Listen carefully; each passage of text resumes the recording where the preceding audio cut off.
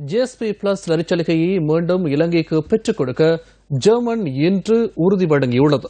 இலங்கைக்கு விஜயம் மேற்கொண்டுள்ள ஜெர்மன் வெளிவிவகார அமைச்சர் ஜனாதிபதி மைத்ரிபால சிறிசேனவை சந்தித்து உரையாற்றிய போதே இந்த உறுதிமொழியை வழங்கியுள்ளார்.